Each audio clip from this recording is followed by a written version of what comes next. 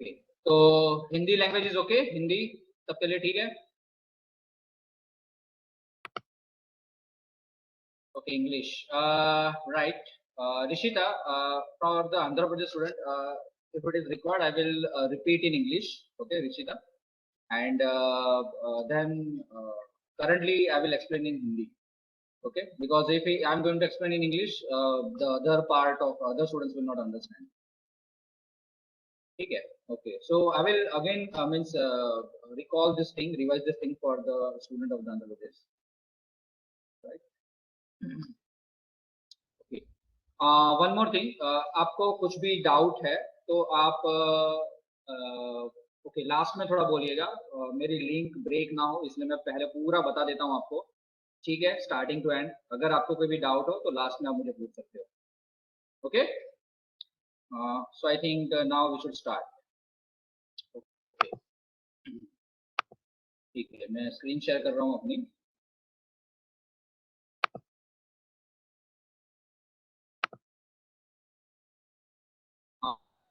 Is मैं visible? Perfectly visible sir. तो चलो स्टार्ट करते हैं. ठीक है, तो सबसे पहले मैं क्या बताने वाला हूँ आपको कि जो मैसेज मैंने किया था वो मैसेज में समझा देता हूँ आपको. थोड़े स्टूडेंट्स को वो भी समझ में नहीं आया, पता नहीं क्यों, तो वो मैसेज समझा देता हूँ. ठीक है, हाँ, कि सबसे पहला जो मैसेज किया था उसके बारे में, तो आपको 2 हफ्ते में क्या करना है. ठीक है, तो जैसे मैंने ये मैसेज किया था, 2 हफ्ते में आपको 2 टास्क करने हैं. ठीक है, 2 हफ्ता मतलब 15 जुलाई टू 31 जुलाई. ठीक है, और 1 अगस्त से आपको कॉलेज में आना है. तो 15 जुलाई से 31 जुलाई में आपको क्या क्या करना है. सबसे पहला टास्क है आपका कि आपको कैप्स्टोन प्रोजेक्ट 1, ठीक है, मतलब एक आपका माइनर प्रोजेक्ट समझ सकते हो, उसके ऊपर आपको काम करना है. ठीक है, तो उसके ऊपर आप काम स्टार्ट करो, उससे पहले हमें थोड़ी प्रिपरेशन करनी पड़ेगी, आपको भी थोड़ी प्रिपरेशन करनी पड़ेगी, जैसे कि टॉपिक फाइनल करना, एरिया फाइनल करना, ये सब. ठीक है, अगर आपका टॉपिक फाइनल होगा तो ही आप कैप्स्टोन प्रोजेक्ट 1 पे काम कर पाओगे.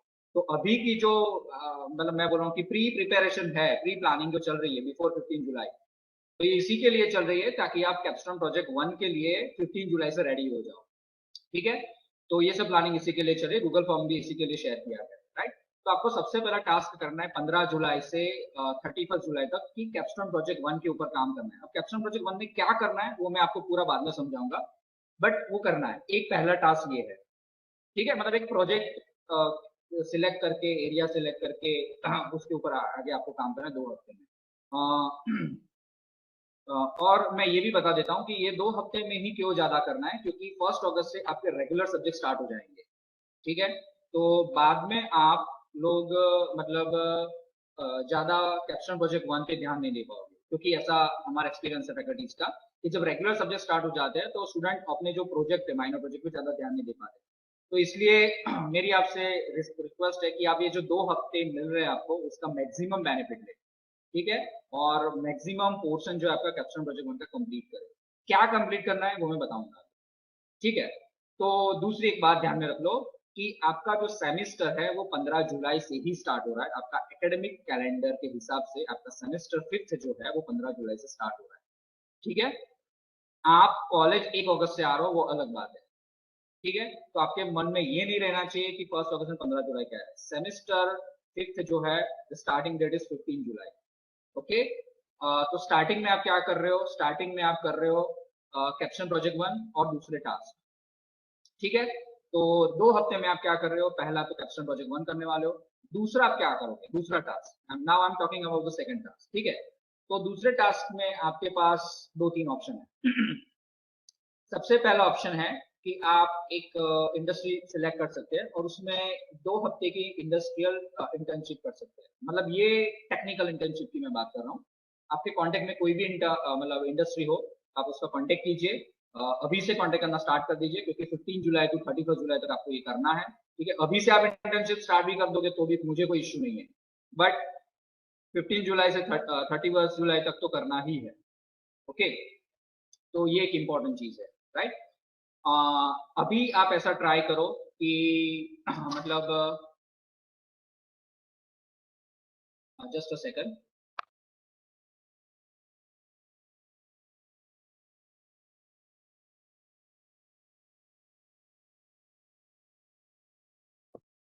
ओके सो हाँ, मैं ये बोल रहा था कि 2 हफ्ते में आपको ये करना है। आप अभी खुद ट्राई करो इंडस्ट्री सर्च करने का। ओके, कॉलेज पे डिपेंडेंट मत रहो। हमारे पास कोई इंडस्ट्री के ऑप्शन होंगे तो हम आपको बताएंगे डायरेक्टली, ठीक है, व्हाट्सएप ग्रुप में या ईमेल करके। तो अभी मैं आपको बोल रहा हूँ कि आप खुद ट्राई करो इंडस्ट्री के लिए, इंटर्नशिप के लिए। ओके, तो ये एक ऑप्शन है। दूसरा ऑप्शन आपके पास, ये मैं सेकंड टास्क की बात कर रहा हूँ, सेकंड टास्क में दूसरा ऑप्शन है, अगर आपको ये टेक्निकल इंटर्नशिप नहीं मिलती तो सोशल इंटर्नशिप आप कर सकते हो। सोशल इंटर्नशिप में मतलब जैसे कि कोई एनजीओ के साथ आप कनेक्ट हो जाओ, कोई सोशल ऑर्गेनाइजेशन है उसके साथ आप ज्वाइन हो जाओ और कुछ सोशल एक्टिविटी करो। तो ठीक है, कोई भी ऑर्फनेज विजिट है या फिर ओल्ड एज होम विजिट है, बच्चों को पढ़ाना है, कुछ भी आप कर सकते हो, सोशल कुछ भी आप करा सकते हो, है ना।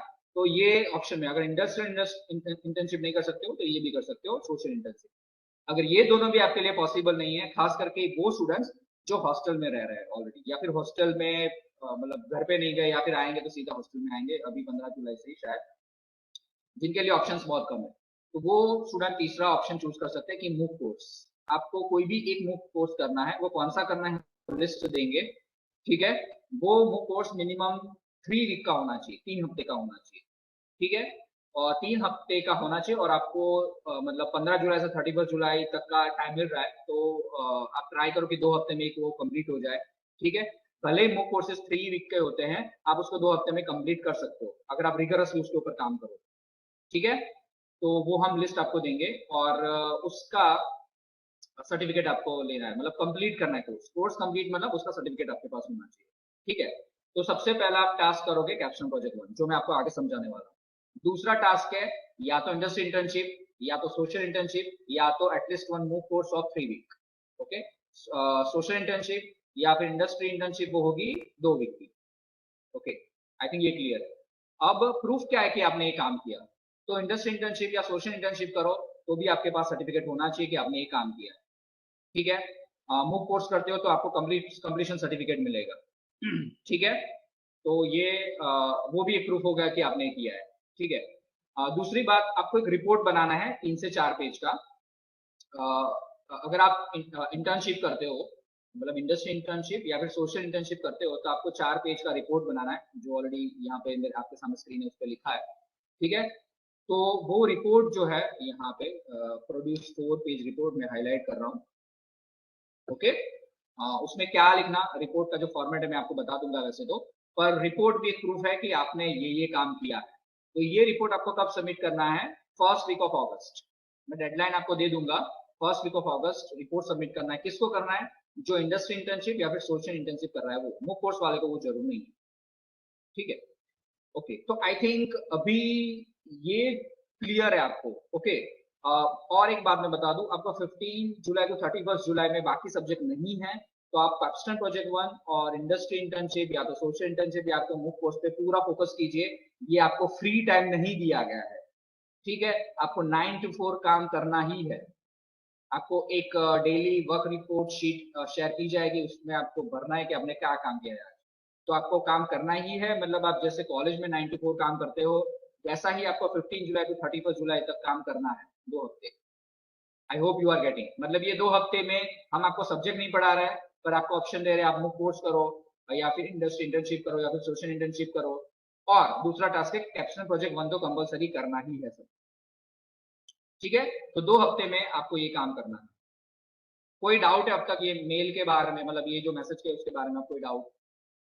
ठीक है, आपको 2 हफ्ते में क्या करना है वो मैंने बता दिया, मतलब आपको 2 हफ्ते का पूरा यूटिलाइजेशन करना है। कोई मुझे ये नहीं बोलेगा कि सर नहीं मैं नहीं कर पाया, सर मैं बाहर था, ये था वो था। आपको बाहर जाना है जो भी है, आपके पास 15 जुलाई तक का टाइम है, आप घूम आओ, ठीक है ना, जहां भी घूमने जाना है, जो भी करना है, राइट। तो बाद में मुझे ये नहीं करना होना चाहिए, ठीक है। I hope it is clear to everyone. Okay, so now let us move. अब मैं बात कर रहा हूँ कैप्स्टोन प्रोजेक्ट 1 की।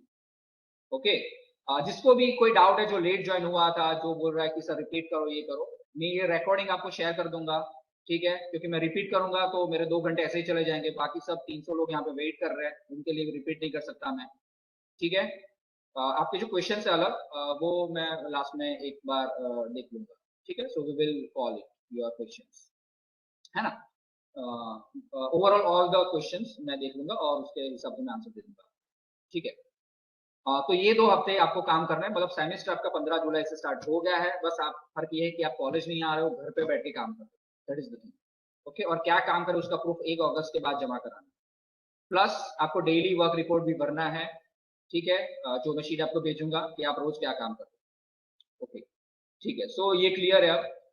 Now let us move towards the capstone project 1। तो कैप्स्टोन प्रोजेक्ट 1 भी आप कर रहे हो, जो आपका एक मेन टास्क है, वो कंपलसरी टास्क है। दूसरे टास्क में तो ऑप्शन है, इंटर्नशिप, सोशल इंटर्नशिप या फिर वो, पर पहला टास्क है कैप्स्टोन प्रोजेक्ट 1, वो कंपलसरी है आपका, ठीक है।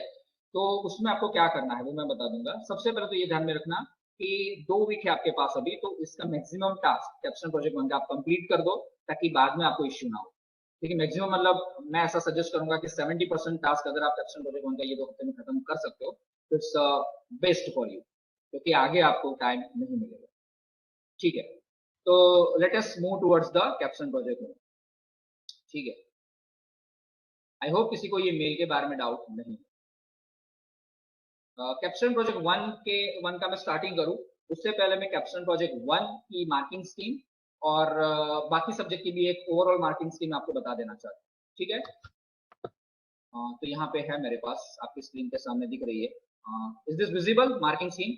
ये वैसे कंप्यूटर इंजीनियरिंग ब्रांच लिखा है, बट आईटी के लिए भी सेम ही है।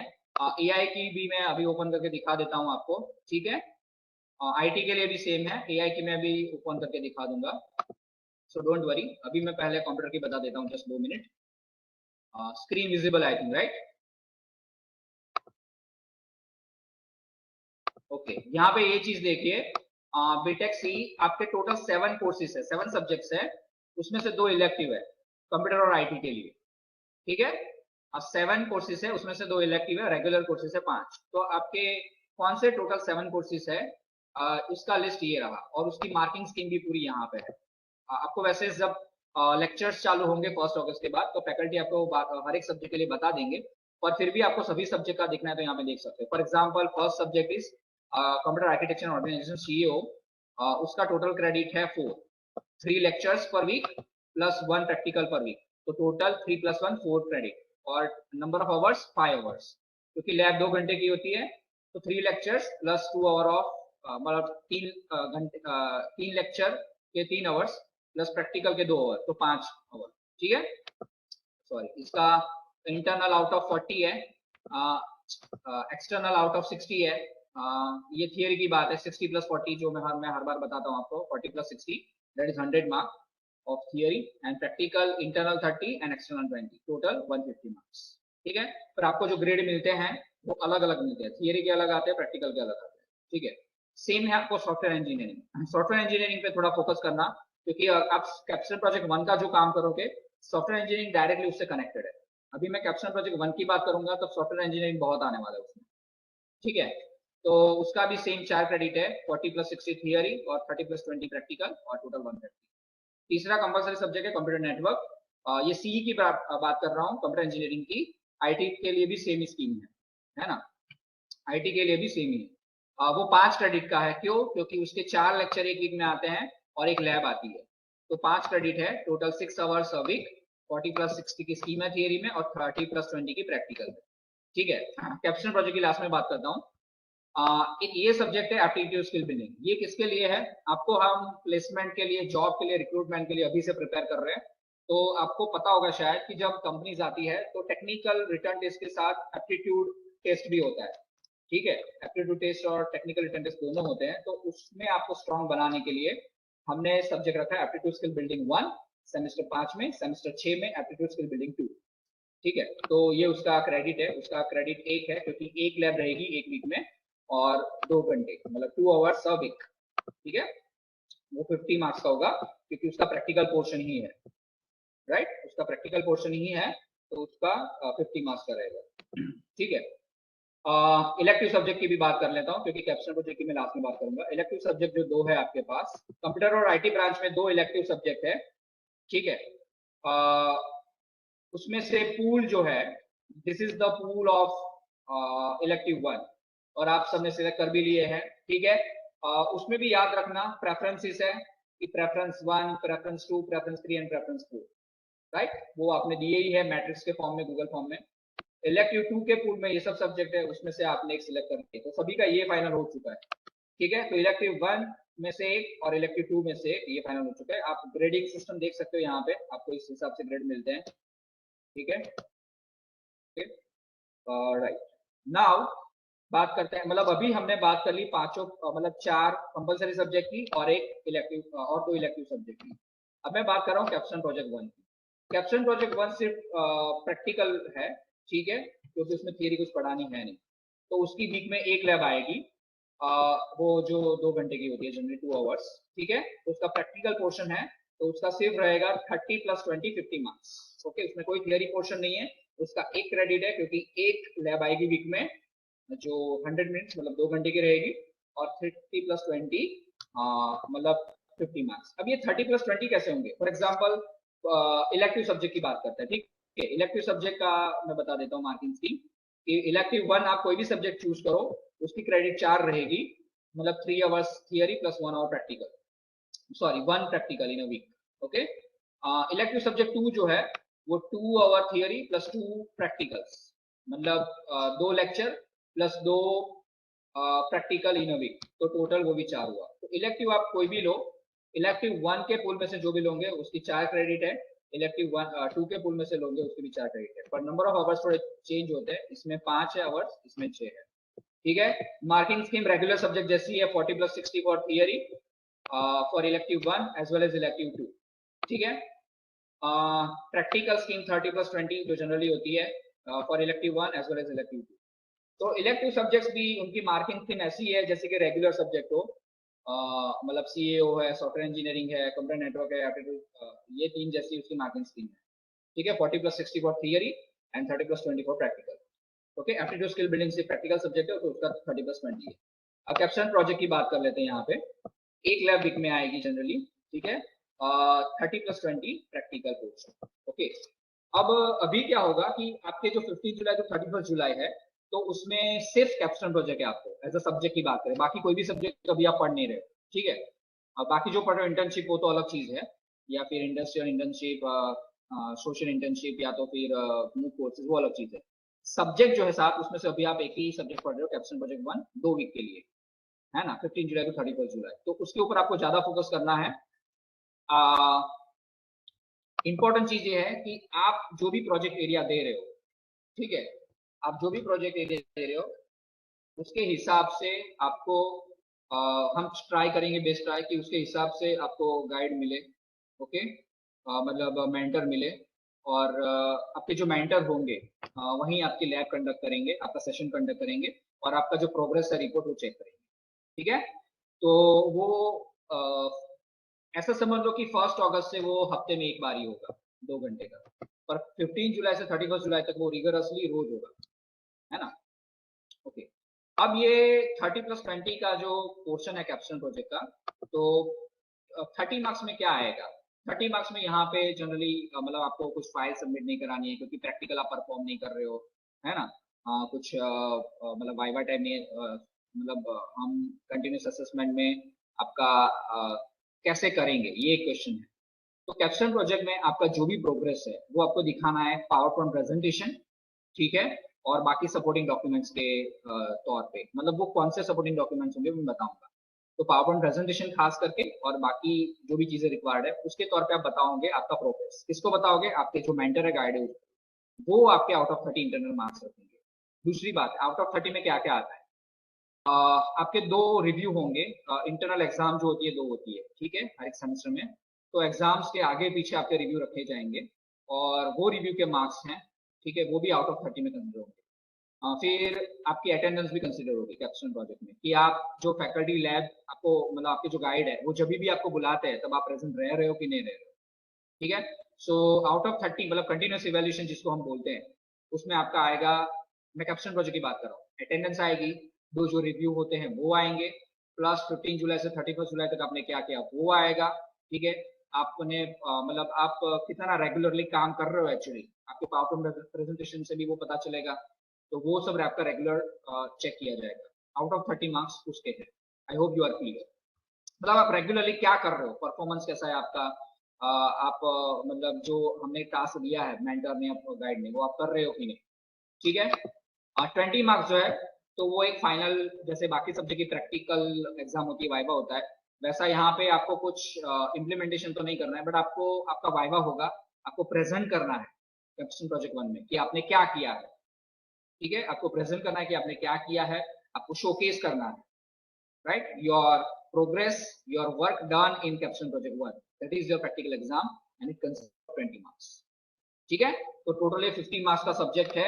रिव्यू भी होंगे आपके, मैंने बोला है कंटिन्यूस रिव्यू आपके गाइड लेंगे, 2 रिव्यू होंगे आपके इंटरनल एग्जाम्स के जो होंगे, तो वो आपको मतलब अटेंड करने हैं, जो भी एक्शन रहेगा उसके मार्क कट होंगे। ठीक है, तो आई होप कैप्स्टोन प्रोजेक्ट की मार्किंग स्कीम और बाकी सब्जेक्ट की मार्किंग स्कीम ओवरऑल आपको समझ में आ गई। कोई डाउट है यहाँ पे मार्किंग स्कीम में?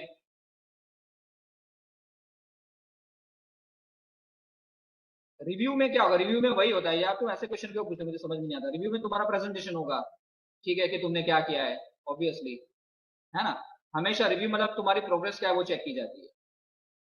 ओके, इंटरनल 1 एग्जाम तक आपने क्या किया, इंटरनल 2 एग्जाम तक आपने कैप्स्टोन प्रोजेक्ट 1 में क्या किया, that is all. Always it will be a presentation. Okay, presentation you need to show, मतलब आपको पावर पॉइंट प्रेजेंटेशन शो करना है, प्लस आपने क्या काम किया है वो सपोर्टिंग डॉक्यूमेंट्स बताना है। वो सपोर्टिंग डॉक्यूमेंट्स क्या क्या हो सकते हैं वो मैं अभी आपको पूरा कैप्स्टोन प्रोजेक्ट में बताऊंगा। ठीक है, तो आई थिंक ये क्लियर है। ओके, तो मार्किंग स्कीम क्लियर है, अब बात करते हैं कैप्स्टोन प्रोजेक्ट 1 के बारे में। ठीक है, just a moment, just a moment. Okay, एक एक बात और है, मैंने आईटी के लिए नहीं बताया, मैं आईटी के लिए और एआई के लिए बता देता हूँ आपका। जस्ट अ मोमेंट, के लिए टीचिंग स्कीम जो है, ठीक है, आईटी के लिए टीचिंग स्कीम सेम है, आप देख सकते हो, this is BTech IT. Okay, BTech IT के लिए भी टीचिंग स्कीम सेम है, आप देख सकते हो।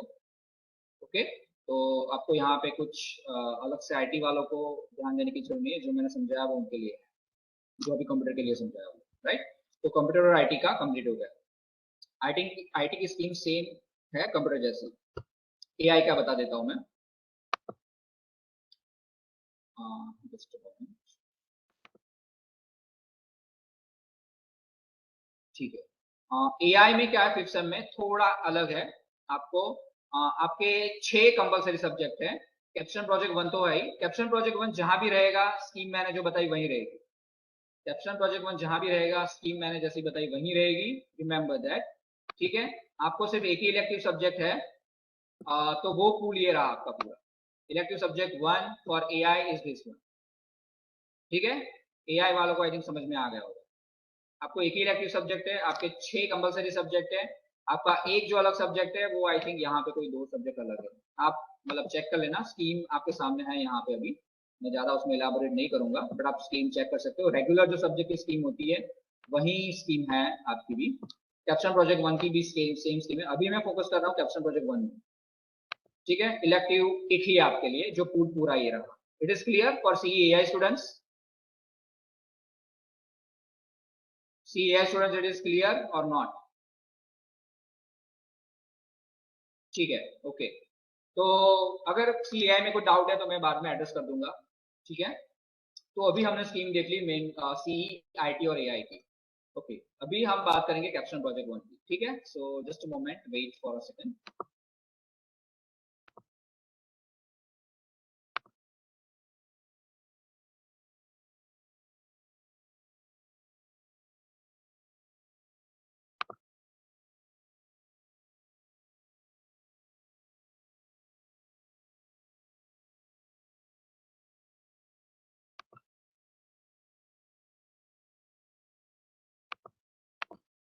ठीक है, फॉर्म दिख रहा है आप, फॉर्म दिख रहा है आपको?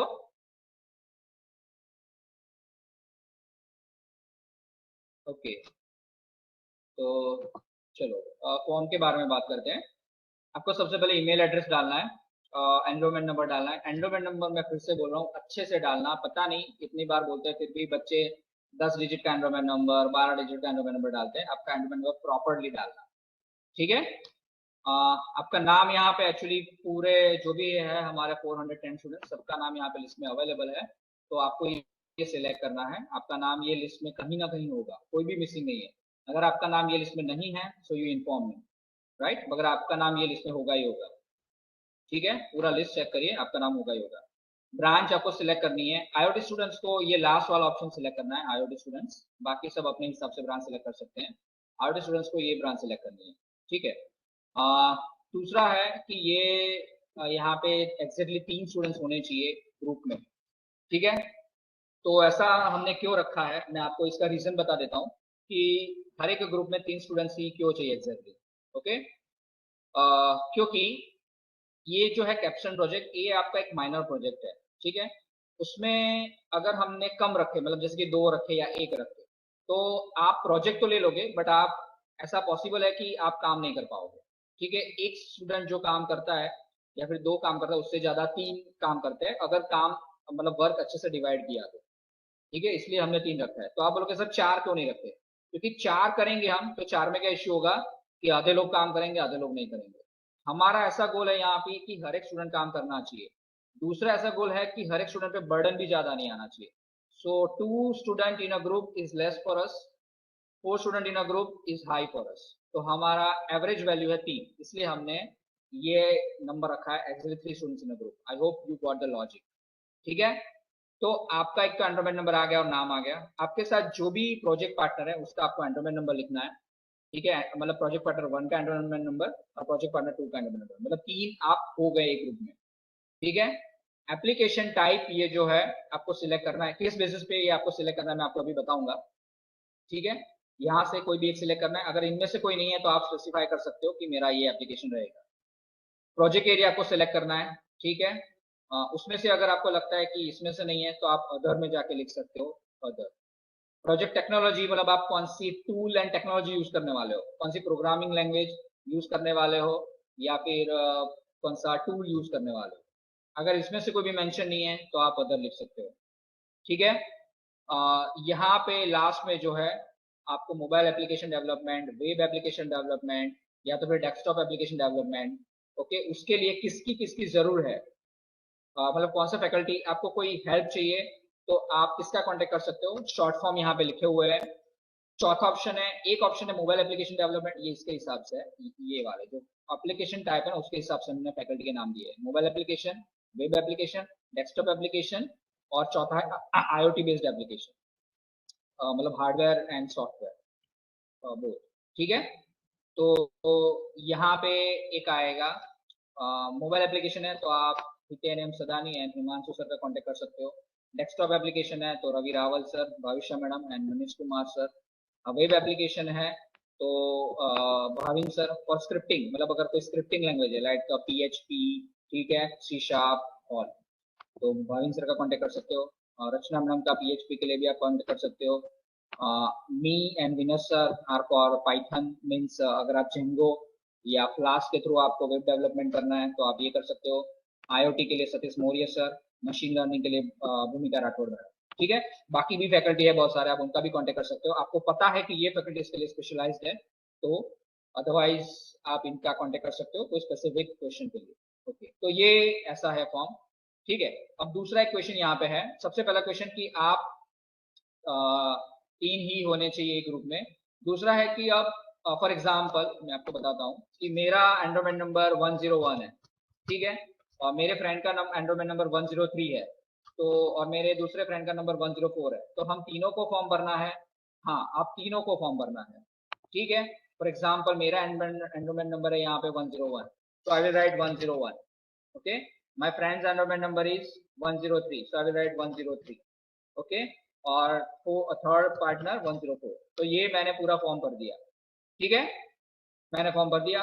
नाउ 103 फॉर्म भरेगा क्योंकि सभी स्टूडेंट को भरना है, सभी 410 स्टूडेंट्स को ये फॉर्म भरना है, ठीक है। ग्रुप में एक ही भरेगा ऐसा नहीं है, mark my word, all students have to fill this form, ठीक है। तो जैसे कि अब 103 एनरोलमेंट नंबर वाला स्टूडेंट फॉर्म भर रहा है तो he will write let's say 103 as enrolment number, ठीक है। वो उसके ग्रुप में प्रोजेक्ट पार्टनर को रखेगा एनरोलमेंट नंबर 101, ठीक है, और दूसरा होगा 104, क्लियर।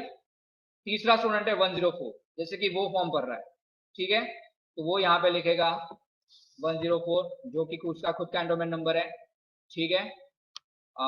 दूसरा यहाँ पे आएगा 101 और दूसरा आएगा यहाँ पे 103। क्लियर? मतलब सभी को फॉर्म भरना है।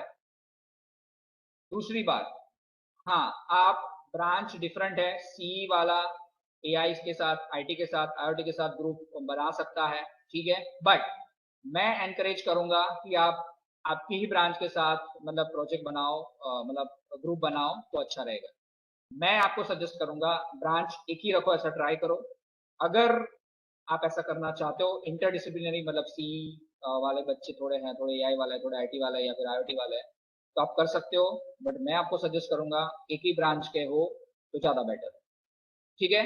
अलाउड है, अलाउड है, बट एक ही ब्रांच के है तो ज्यादा बेटर है, मतलब multi disciplinary is allowed, but if it is all the participants or all the group members are from one branch, it is preferable, ठीक है।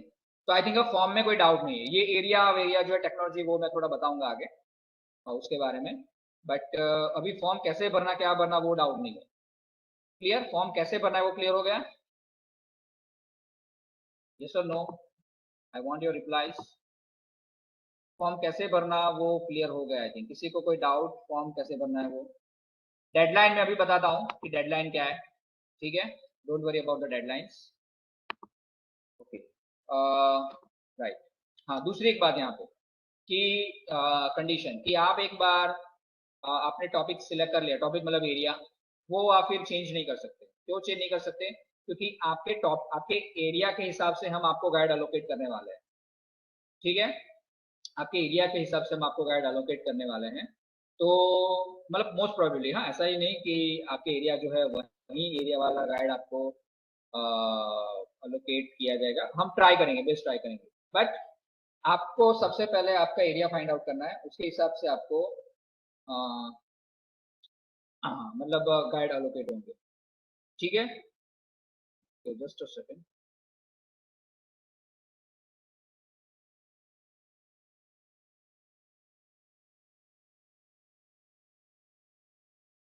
ठीक है, तो ऐसा करेंगे, इसलिए आपने एक बार टॉपिक फाइनल कर दिया तो एटलीस्ट ये सेमेस्टर के लिए तो आपका टॉपिक सेम रहेगा, ठीक है।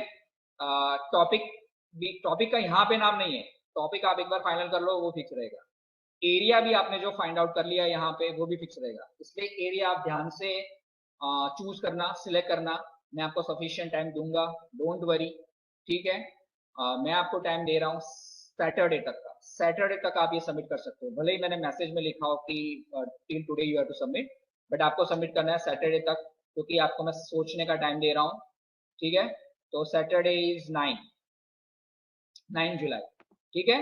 तो आपको 9 जुलाई तक सबमिट करना है प्रोजेक्ट एरिया, मतलब ये पूरा गूगल फॉर्म भर के देना है सभी को सैटरडे तक, ठीक है। आपका प्रोजेक्ट एरिया एक बार फाइनलाइज होगा वो चेंज नहीं होगा, ठीक है। क्योंकि मैं फिर से बोल रहा हूँ आपके प्रोजेक्ट एरिया के हिसाब से आपको गाइड अलोकेट किए जाएंगे, इसलिए तो आप बोलोगे सर अभी मुझे चेंज करना है, तो फिर मुझे गाइड चेंज करने की नौबत आएगी, है ना। इससे अच्छा ये है कि आप एक बार अच्छे से सोच के फाइनल कर दो, बाद में आप चेंज ना करते रहो, ओके। दूसरी बात है, आपने एक बार टीम फाइनल कर दी, वो भी चेंज नहीं होगी, ठीक है। कोई भी चीज चेंज नहीं होगा ये सेमेस्टर में, एक बार आपने फाइनल कर दिया, ना टीम चेंज होंगी, ना प्रोजेक्ट एरिया चेंज होगा, ना बाद में आप जो टॉपिक का भी यहाँ पे कोई जिक्र नहीं है टॉपिक नेम का, बट आप बाद में जो टॉपिक नेम हम शेयर करेंगे एक शीट, उसमें आपको टॉपिक नेम लिखना रहेगा, वो डेडलाइन रहेगी, उसमें अगर आपने टॉपिक नेम दे दिया उसके बाद आप टॉपिक नेम भी चेंज नहीं कर पाओगे, ठीक है। वो प्रॉक्टर शेयर करेंगे या आपके जो गाइड है वो शेयर कर देंगे आपको, don't worry about the topic name, मतलब प्रोजेक्ट नेम, ठीक है। तो आप एक बार आपने फाइनल कर दिया उसके बाद आप चेंज नहीं कर पाओगे, तो आप ध्यान से सिलेक्ट करना, ठीक है। दूसरी एक थोड़े स्टूडेंट्स के डाउट है कि सर हमने थोड़ी टेक्नोलॉजी नहीं सीखी है, जैसे कि शायद यहाँ पे नोड जेएस अभी नहीं सीखा है, फ्लटर नहीं पता है, ठीक है। थोड़ी टेक्नोलॉजी शायद नहीं पता आपको, जैसे कि एंड्रॉइड एंड आईओएस, तो उसके बारे में सर हम क्या करें? उसका भी सॉल्यूशन है मेरे पास। मैं कैप्स्टोन प्रोजेक्ट 1 का भी आपको पूरा एक पिक्चर दिखाऊंगा तो आपको सब समझ में आएगा कि आपको करना क्या है, ठीक है। तो अभी आपको टेक्नोलॉजी जो नहीं आ रही है उसके बारे में टेंशन मत लो, मैं बताने जा रहा हूँ। आपको जो टेक्नोलॉजी आ रही है वो अच्छे से आ रही है कि नहीं उसका सोच लो बस। 4 सेमेस्टर तक जो पढ़े हो वो अच्छे से आ रहा है कि नहीं वो सोच लो, ठीक है। तो आई थिंक फॉर्म के बारे में सब क्लियर है, ओके। फॉर्म के रिलेटेड सब क्लियर है। है ना, कोई डाउट नहीं है। बाकी थोड़े जो क्वेश्चन है मैं आपके मतलब एड्रेस करूंगा लास्ट में, डोंट वरी। बट अभी फॉर्म के लिए कोई डाउट नहीं है। जो भी आपका जो टेक्नोलॉजी का जो प्रोजेक्ट टेक्नोलॉजी उसका जो डाउट है वो मैं आपको बताता हूँ आगे, ठीक है। तो अब स्टार्ट करते हैं कैप्स्टोन प्रोजेक्ट 1 की डिटेलिंग, ठीक है। Just a moment.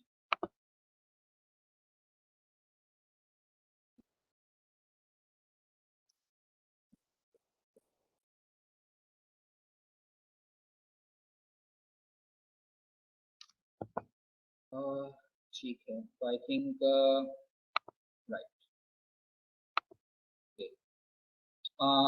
हाँ चलो मैं स्टार्ट कर रहा हूँ।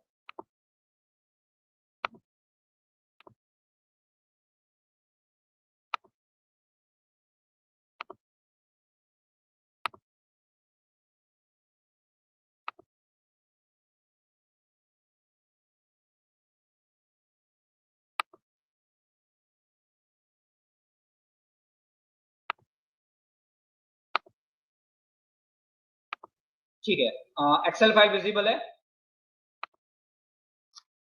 एक्सेल फाइल विजिबल है?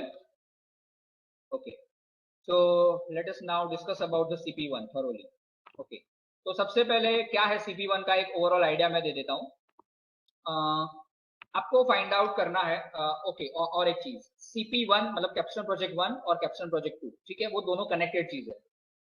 सेमेस्टर 5 में आपको आएगा कैप्स्टोन प्रोजेक्ट 1, सेमेस्टर 6 में आएगा कैप्स्टोन प्रोजेक्ट 2 और सेमेस्टर 7 में आएगा कैप्स्टोन प्रोजेक्ट 3, ठीक है। तो तीनों तीन कनेक्टेड है एक दूसरे से। तो अभी मैं आपको फ्लो बता देता हूँ। कैप्स्टोन प्रोजेक्ट 1 में आपको क्या करना है, सबसे पहले तो आपको एक आपका प्रोजेक्ट का एरिया फाइंड आउट करना है, ठीक है, कि कौन से एरिया पे आप काम करना चाहते हो, है ना। तो एरिया जो है आपका इंटरेस्ट का होना चाहिए, ठीक है। अभी जो गूगल फॉर्म में था आपने देखा होगा कि एरिया था जैसे कि इंटरनेट ऑफ थिंग्स है, साइबर सिक्योरिटी है, क्लाउड कंप्यूटिंग है, मशीन लर्निंग है, ठीक है, या तो इमेज प्रोसेसिंग है। उसमें से आप एरिया फाइनलाइज करो थोड़ा। अगर आपको एरिया के बारे में नहीं पता है तो थोड़ा सर्च करो इंटरनेट पे, कोई फैकल्टी को आप पूछ सकते हो, बट एरिया आपका फाइनलाइज होना इंपॉर्टेंट है। एरिया फाइनलाइज होना इंपॉर्टेंट है, ठीक है। तो समझ लो कि मुझे ये एरिया में काम करना है, ठीक है। अब आप क्या करोगे कि आपको टॉपिक आइडेंटिफाई करना है, मतलब प्रॉब्लम स्टेटमेंट आइडेंटिफाई करना है। टॉपिक को मैं बोलूंगा प्रोजेक्ट नेम को कि प्रॉब्लम स्टेटमेंट आइडेंटिफाई करना, ठीक है। तो आप क्या करोगे कि आपके आजू बाजू देखोगे, फॉर एग्जाम्पल इन सोसाइटी, ठीक है, इन योर सराउंडिंग्स, आपके आजू बाजू देखोगे, आपकी सोसाइटी में, आपकी मतलब जहाँ पे भी आप रहते हो उसके आजू बाजू एनवायरमेंट में आप चेक करोगे कि कौन से रियल लाइफ प्रॉब्लम्स हैं उनके। हम ऐसा चाहते हैं कि रियल लाइफ प्रॉब्लम्स जो है उसको आप एड्रेस करो और उसका सॉल्यूशन आप फाइंड करो, ठीक है। तो आपके आजू बाजू प्रॉब्लम देखो, फॉर एग्जाम्पल एक चीज है कि आपके आजू बाजू कचरा पड़ा रहता है बहुत जगह, कोई कलेक्ट करने नहीं है, ठीक है।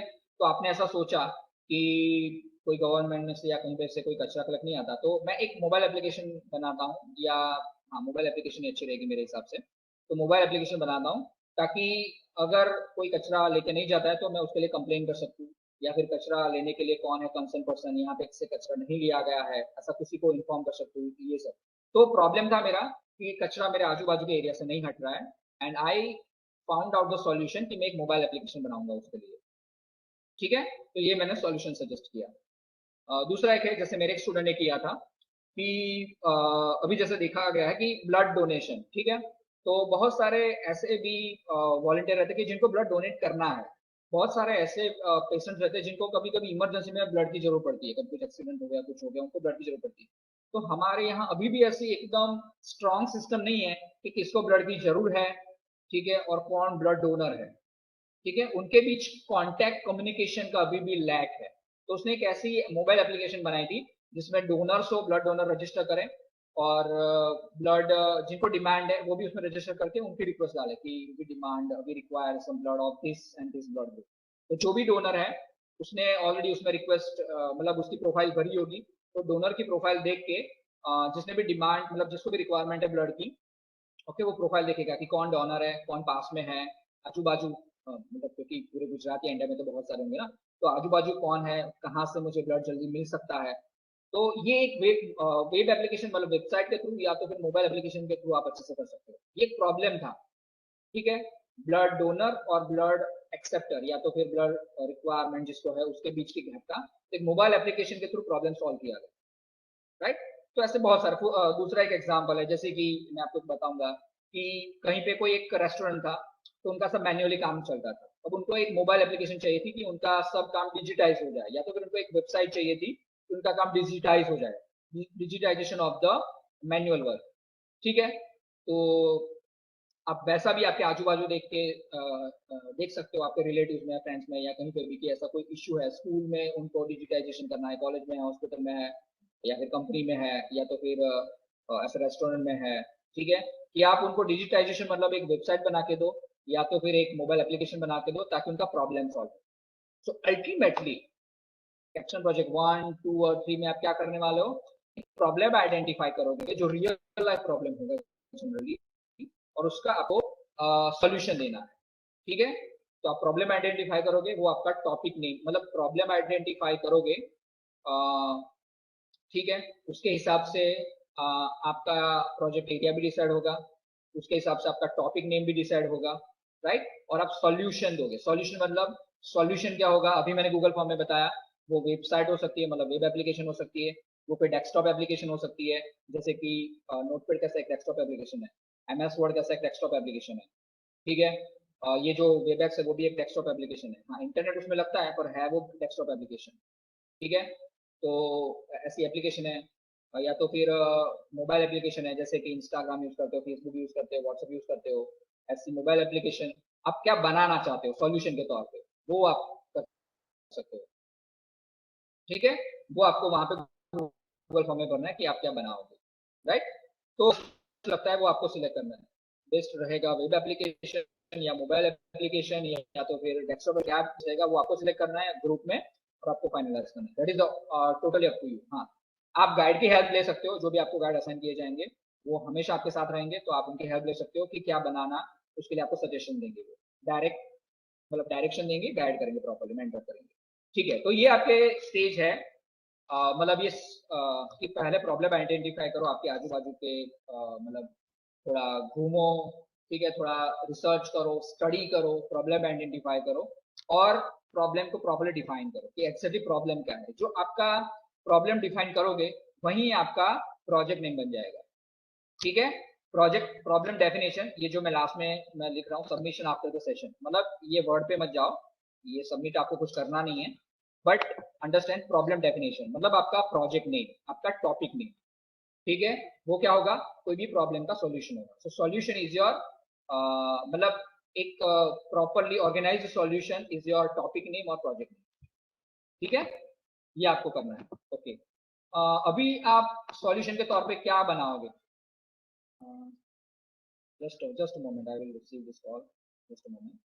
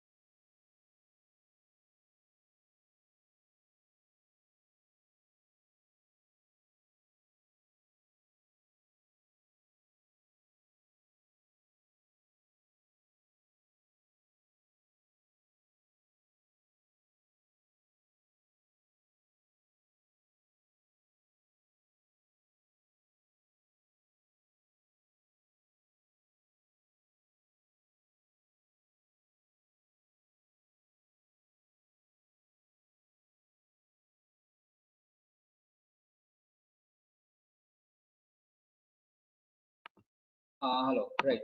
तो आप ये प्रॉब्लम स्टेटमेंट जो है, आपने प्रॉब्लम स्टेटमेंट तो आइडेंटिफाई कर लिया, अब आप उसका सॉल्यूशन क्या दोगे, वो मोबाइल एप्लीकेशन है, डेस्कटॉप एप्लीकेशन है, या तो फिर कोई वेब एप्लीकेशन है, मतलब वेबसाइट है, या तो चौथा ऑप्शन है कि आप कोई हार्डवेयर बेस्ड दे सकते हो, मतलब IoT, internet of things, hardware plus software based आप कोई डिवाइस आप सजेस्ट करना चाहोगे एज अ सॉल्यूशन, जैसे कि कभी कभी होता है सेंसर आप दे सकते हो, सेंसर, ठीक है, तो सेंसर एक हार्डवेयर का सॉफ्टवेयर होता है, तो ऐसा भी आप कर सकते हो। So this is your proposal solution.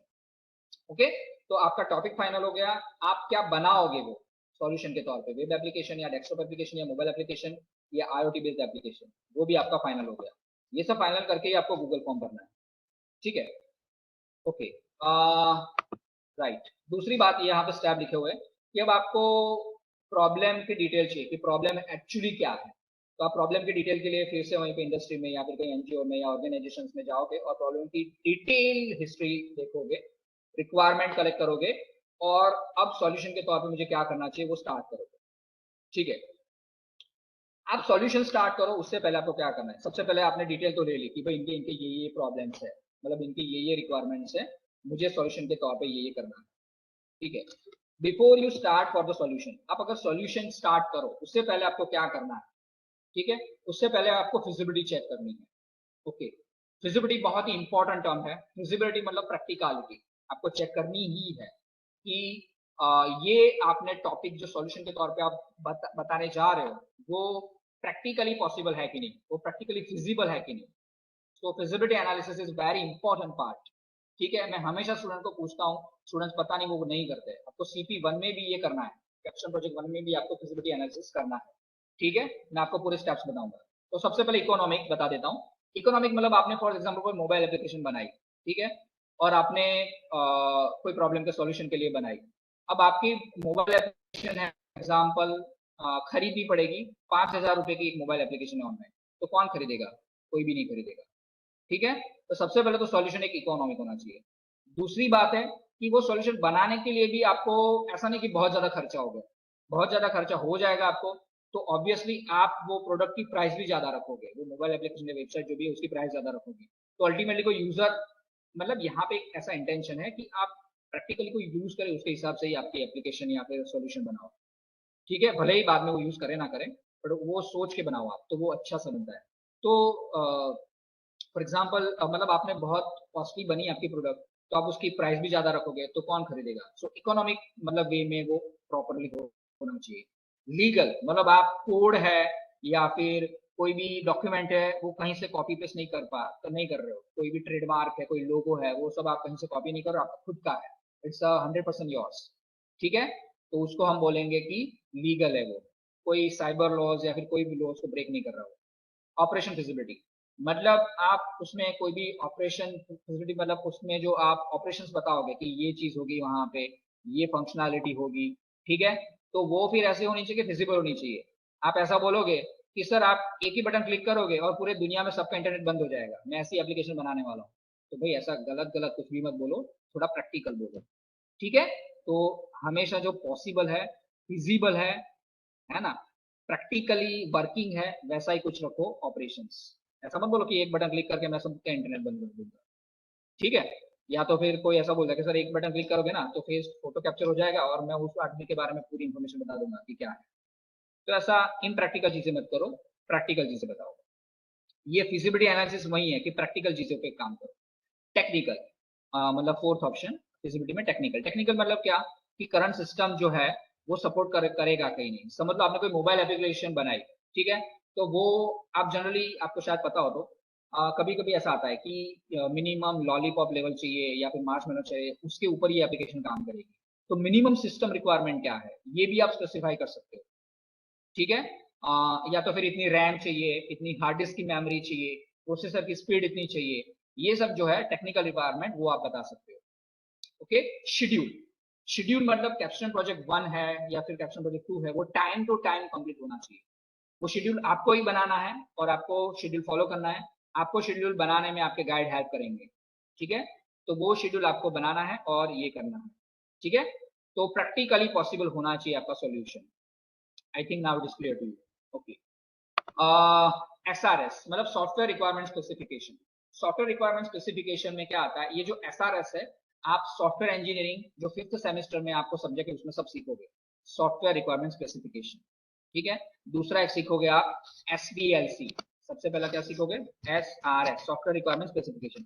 दूसरा SDLC software development life cycle, मतलब सॉफ्टवेयर बनाना है तो उसकी लाइफ साइकिल क्या रहेगी, उसके स्टेप्स क्या रहेंगे, ये आप सॉफ्टवेयर इंजीनियरिंग में पूरा पढ़ोगे। तो आपको कैप्स्टोन प्रोजेक्ट 1 में भी आइडिया आता रहेगा स्टेप बाय स्टेप, जैसे ही आप सॉफ्टवेयर इंजीनियरिंग पढ़ते जाओगे। ठीक है। हाँ, ये बात है कि सॉफ्टवेयर इंजीनियरिंग आप 1 अगस्त से चालू करोगे पढ़ना, पर फिर भी आपको आइडिया आएगा तब। ठीक है। तो सॉफ्टवेयर डेवलपमेंट लाइफ साइकिल मतलब सॉफ्टवेयर डेवलपमेंट के स्टेप्स क्या है वो आपको पता चलेगा। ये सब चीजें आपको सॉफ्टवेयर इंजीनियरिंग सब्जेक्ट में पता चलेगी। ठीक है। Software requirement, software requirement specification. ठीक है। ये जो पहला है चीज, उसमें क्या आता है, फंक्शनल रिक्वायरमेंट है। ठीक है। नॉन फंक्शनल रिक्वायरमेंट है। मैं आपको बताता हूँ रिक्वायरमेंट। ठीक है। सिस्टम रिक्वायरमेंट है। और चौथा है लिमिटेशंस या तो फिर कंस्ट्रेंट्स। ठीक है। ये 4 चीजों पे आपको फोकस करना है। फंक्शनल रिक्वायरमेंट मतलब आपका सॉफ्टवेयर क्या क्या क्या काम करने वाला है, कौन सी फंक्शनलिटी प्रोवाइड करने वाला है। For example my software will provide security. ठीक है। सिक्योरिटी मतलब कोई भी अनऑथोराइज्ड एक्सेस उसमें नहीं कर सकता है, तो एक फंक्शनल रिक्वायरमेंट हो गई।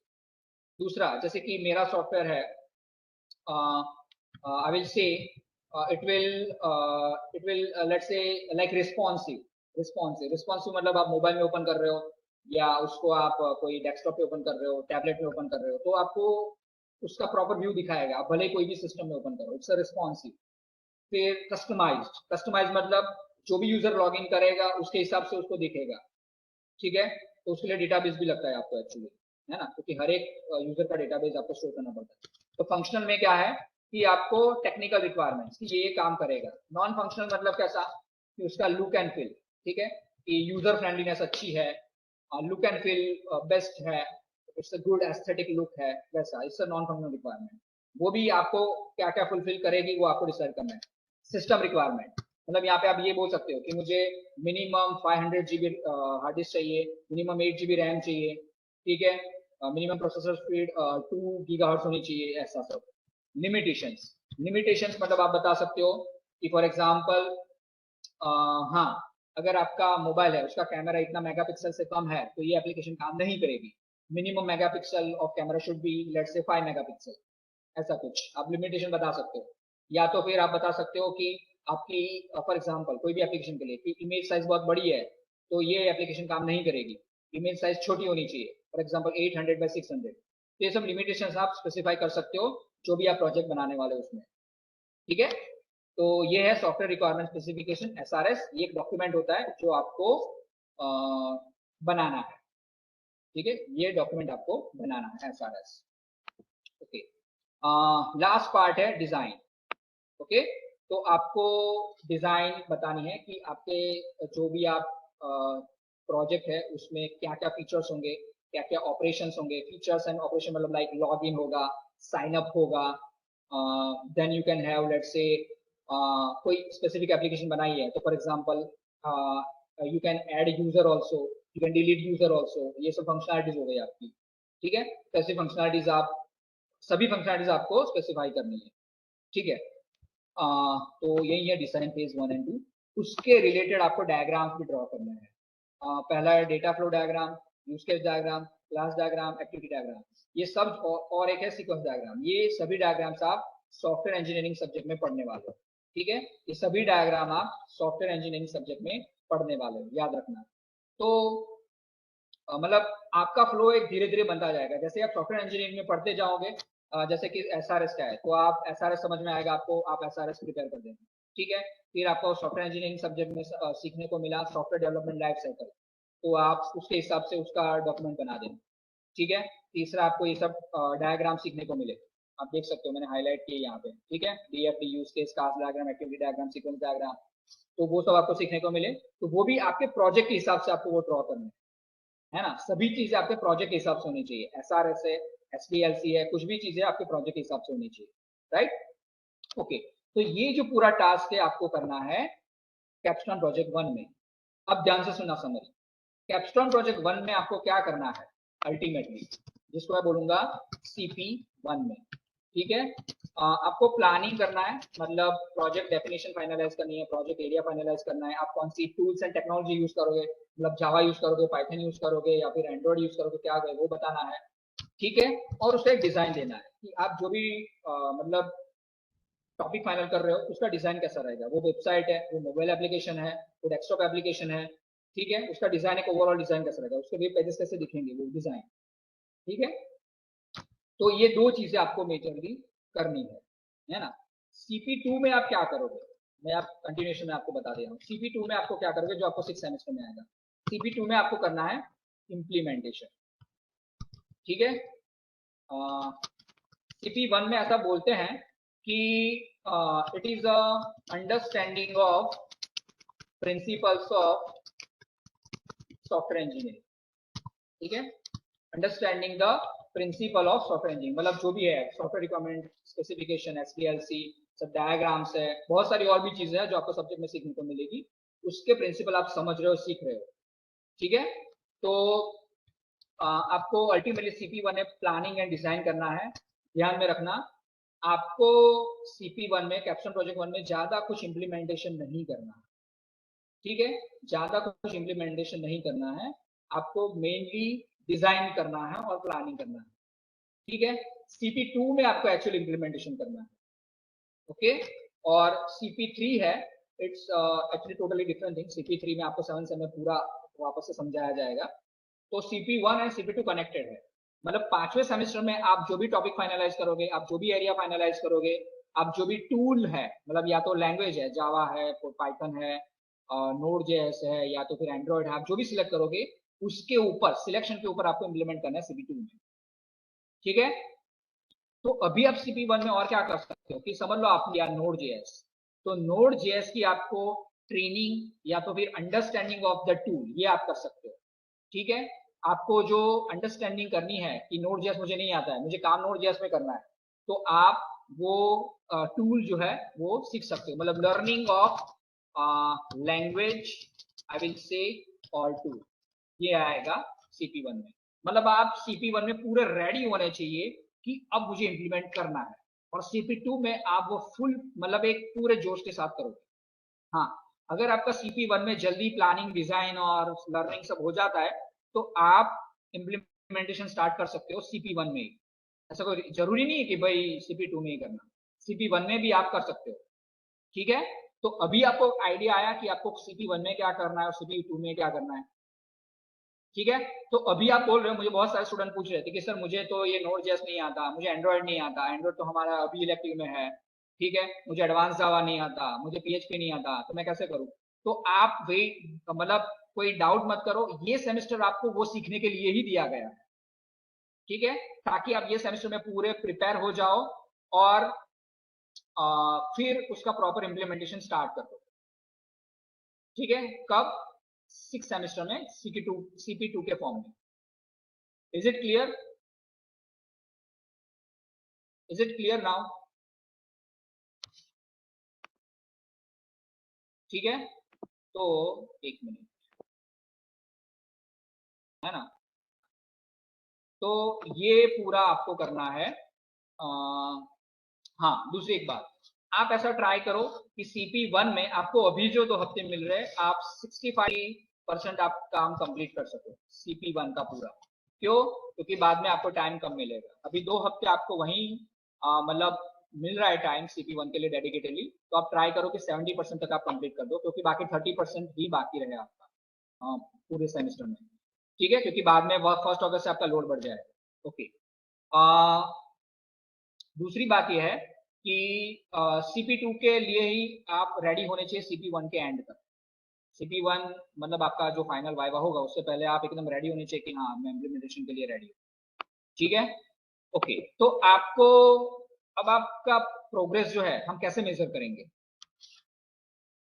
ओके, सॉरी, 65 to 70% आपको करना है, ठीक है, कंप्लीशन, राइट, CP1 में, ओके। 65 to 70% क्या करना है, learning of the language, tool, planning, design, ये 70% तक का काम आपको करना है 31 जुलाई तक कंप्लीट, ये मेरा मानना है, ओके। ये तीन चीज जो है आपको करनी है 31 जुलाई तक कंप्लीट, मतलब तीन चीज मतलब उसका 70% आपको 31 जुलाई तक कंप्लीट करना है। अगर ये 3 में कुछ भी बाकी रहता है तो 30% ही, ओके। अगर ये स्टेप्स की बात करें तो ये जो पूरे स्टेप्स है डिजाइन फेज, डिजाइन आपको जो है मतलब इसमें से 70% पार्ट आपको मतलब अभी 31 जुलाई तक कंप्लीट करना है। ऐसा गोल रखो तो कंप्लीट कर पाओगे, वरना नहीं कंप्लीट कर पाओगे। ठीक है, ओके। हाँ, आपका डाउट होगा कि सर अभी 31 जुलाई तक तो सॉफ्टवेयर इंजीनियरिंग नहीं पढ़े, तो हम एसआरएस कैसे बनाएंगे, डीएफटी कैसे बनाएंगे, ये कैसे बनाएंगे। डोंट वरी, आपको जितना समझ में आता है आप एक रफ आइडिया बना के रखो आपके पास। सॉफ्टवेयर इंजीनियरिंग में जैसे सीखते हो उसको प्रॉपरली मतलब फाइनलाइज कर दो, है ना। अभी भले सीखे नहीं हो, ठीक है, तो सॉफ्टवेयर रिक्वायरमेंट तो बता सकते हो ना कि मेरे लिए ये सॉफ्टवेयर रिक्वायर्ड है, ये सिस्टम रिक्वायर्ड है, ऐसी वो तो आपको पता चलता है ना, वो तो आप कंप्यूटर वाले बंदे हो। ठीक है, तो वो सब आप रफ आइडिया प्रिपेयर करके रखो थोड़ा, उसको प्रॉपर फाइनलाइज आप जब सॉफ्टवेयर इंजीनियरिंग सीखो तब कर देना, बट साथ में आप ये सब चीजें भी बनाते चलो। ओके, हाँ, अब हम आपको मेजर कैसे करेंगे कि आपने क्या काम किया है। ठीक है, सबसे पहला मैं मेजरमेंट में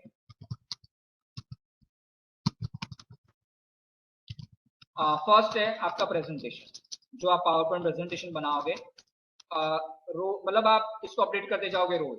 जैसे ही रिव्यू 1 हुआ इंटरनल एग्जाम 1 के बाद, या फिर इंटरनल एग्जाम 2 के बाद रिव्यू हुआ, जो भी रिव्यू होगा या फिर आपके गाइड जो भी है वो आपका प्रेजेंटेशन देखते रहेंगे। ठीक है, आपका प्रेजेंटेशन चेक किया जाएगा। दूसरा है आपका रिपोर्ट, आपका रिपोर्ट चेक किया जाएगा कि आप क्या काम कर रहे हो, क्योंकि आप CP1 में कोई इंप्लीमेंटेशन नहीं कर रहे हो, तो आपका कोड कोड हम जनरली नहीं देखने वाले। ठीक है, आपकी मतलब जैसे कि फॉर एग्जांपल पाइथन की तो .py फाइल, जावा की .java फाइल, ये सब हम कोई कोड नहीं देखने वाले इंप्लीमेंटेशन। हम क्या देखने वाले हैं कि आपका प्लानिंग एंड डिजाइन कैसा चल रहा है।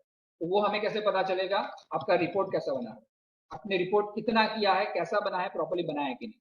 ठीक है, तो हम ये दो चीजों से आपको मेजर करेंगे आपके टास्क को, और प्लस हम क्वेश्चन पूछेंगे, क्वेश्चन के आंसर के ऊपर से हम आपको मेजर कर लेंगे कि आपने कितना किया है कितना नहीं किया। क्लियर। अब ये जो रिपोर्ट है उसको हम बोलते हैं प्रोजेक्ट रिपोर्ट, जो लास्ट में आपको सबमिट करना होता है हार्ड कॉपी में। उसकी मैं आपको फॉर्मेट भी बता देता हूँ। ठीक है, मेरे पास यहाँ पे अवेलेबल है।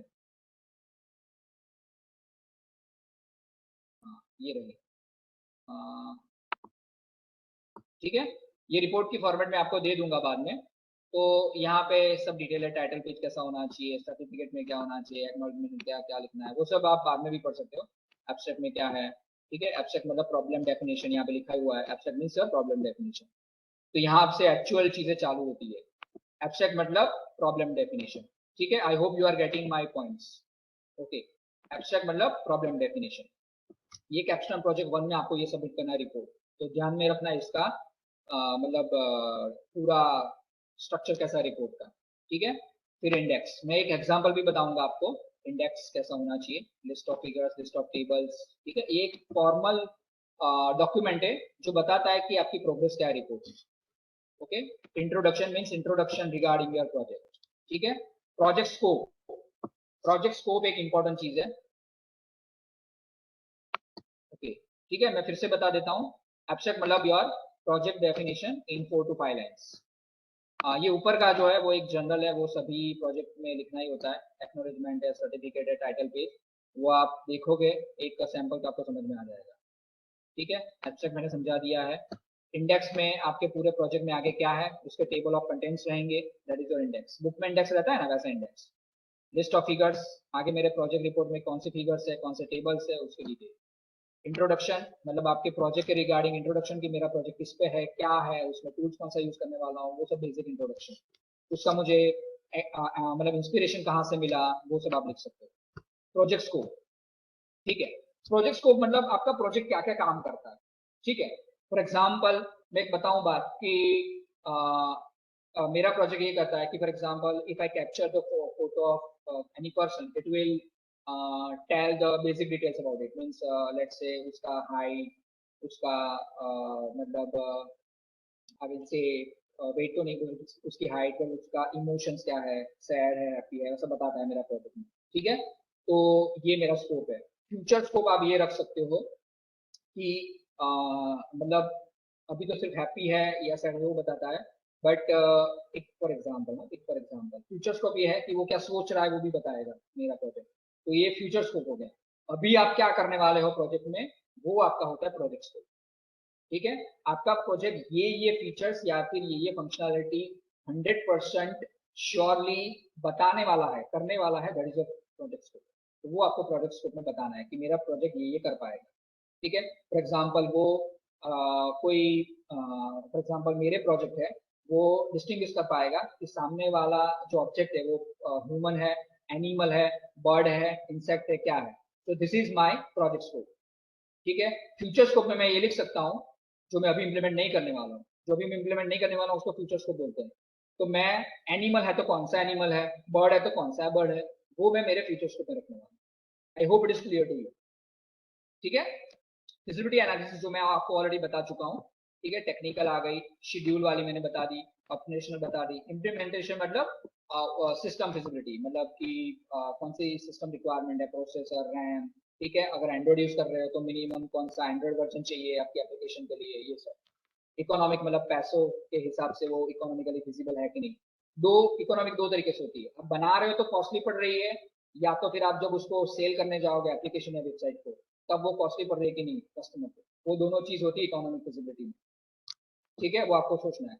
सॉफ्टवेयर एंड हार्डवेयर रिक्वायरमेंट मतलब आप जब इम्प्लीमेंटेशन, ये एक्चुअली इम्प्लीमेंटेशन का पार्ट है, इम्प्लीमेंट करने जाओगे तो मिनिमम आपको 500 GB रैम चाहिए, मिनिमम आपको 500 GB हार्ड डिस्क चाहिए, मतलब सिस्टम मेमोरी चाहिए आपको, 16 GB रैम चाहिए आपको, और प्रोसेसर स्पीड चाहिए, और भी कुछ चाहिए, मतलब जीपीयू चाहिए, ग्राफिक्स कार्ड चाहिए, ये चाहिए, वो चाहिए।